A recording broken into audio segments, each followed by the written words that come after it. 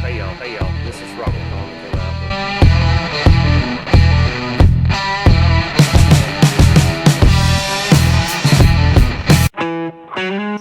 Hey y'all, this is Robert with Armadillo Outdoor Adventures. Had a lot of friends ask me, Rob, how do you get into all them catfish?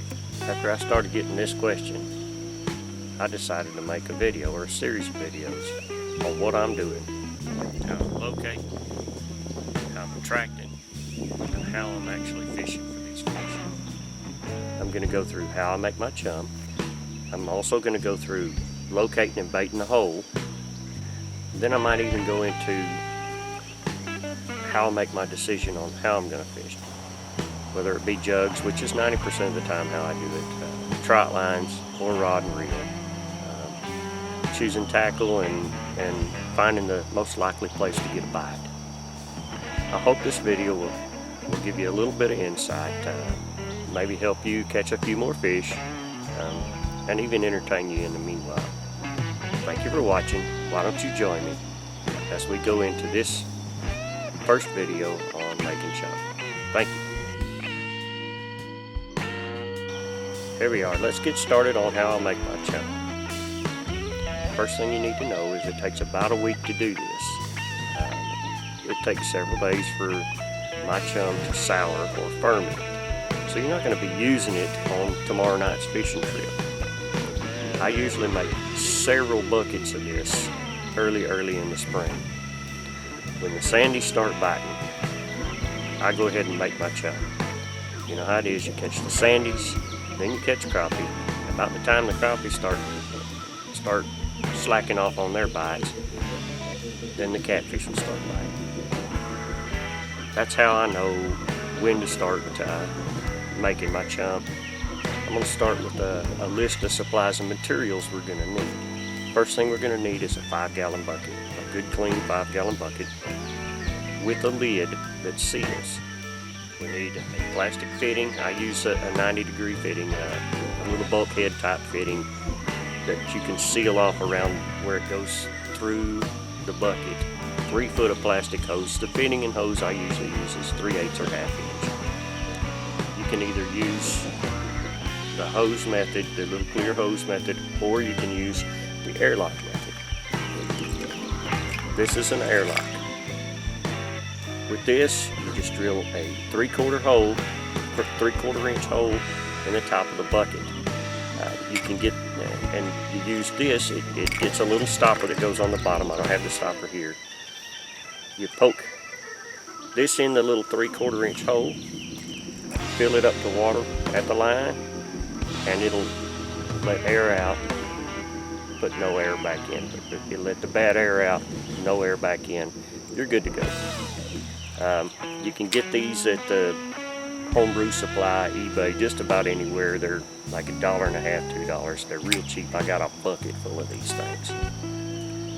That's what I use there. You don't have to worry about it. You don't have to worry about somebody tripping over it and knocking your water jug or anything like that. These are really inexpensive and trouble-free.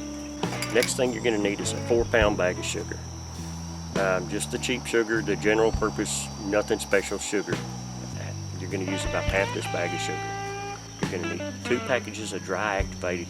If you choose not to use the airlock, you'll need some sort of a bottle. I use just an old Coke bottle, a little 16-ounce Coke bottle, about 3/4 full of water.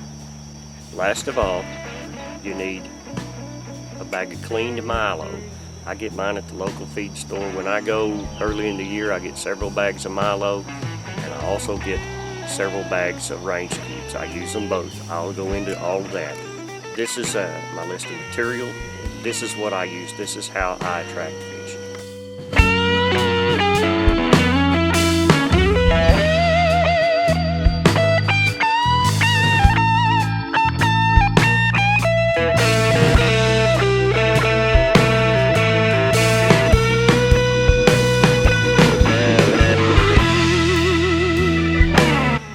Once you got all your ingredients together and all your materials together, you want to take your bucket, you want to fill it up to about 3 to 4 inches below the top of the bucket with the Milo that you bought from the feed store. After that, you put just enough water into this bucket to cover the milo by about 1 inch. Then you want to add your sugar, about a half a bag, give or take a little bit. Then you'll put your 2 packages of yeast in there. You can stir before or after. In the video, you'll see me take a old piece of sucker rod, stir everything up. I do it 2 or 3 times, no big deal. Some people do it before, some people do it after. After this, you want to put the lid on the bucket. Make sure that it snaps and seals. My lids all have a big rubber O-ring inside there and they seal off. After this happens, everything's going to start to ferment within a couple of hours. This is where you get into the little science part of the lesson. After the Milo, the water, the sugar, and the yeast all start to interact, they put off a gas. That gas will build up in that container. That's why we have either an airlock or the hose. You want to let the gas out, but no air in. If you let air in, it's ruined. You got to start all over. Throw it out, start over. At this point, you can shove everything off in a corner. Leave it sit for about a week. Check on it several days. Make sure that nothing bad's going on. As it stands right now, when this Milo is fermented, it makes a great chum, just like it is. You can do all kinds of stuff. You can add garlic to it. You can add Parmesan cheese to it. I do a lot of that. I put old fish guts and fish heads in it and stir it up as I go through the year. It really gets nasty by the end of the year. It's hard to smell. I get all kinds of looks when I open that lid, but it works. This stuff works. It works for me. It'll work for you.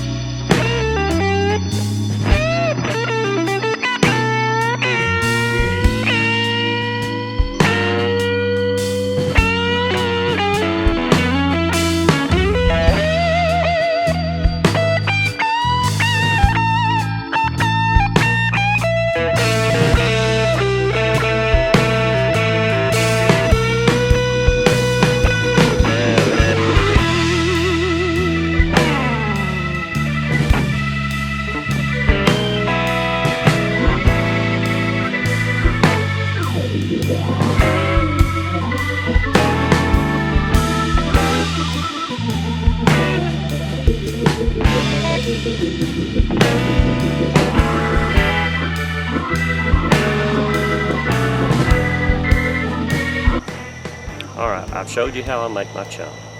Be sure you check out the rest of the videos in this series, how I bait a hole. Just going through the series, I think the next one's going to be on some of my jugs. Check them out, maybe they'll help you. I'd sure like to think so.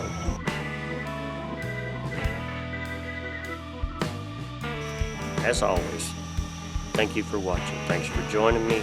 I really appreciate it. Please remember to like and comment on your way out, subscribe, what have you.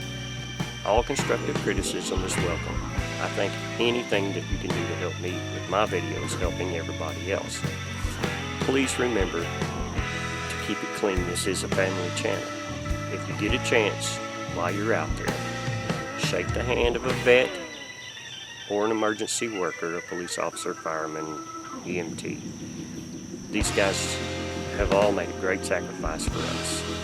Thank you once again, and I hope to see you soon on the water.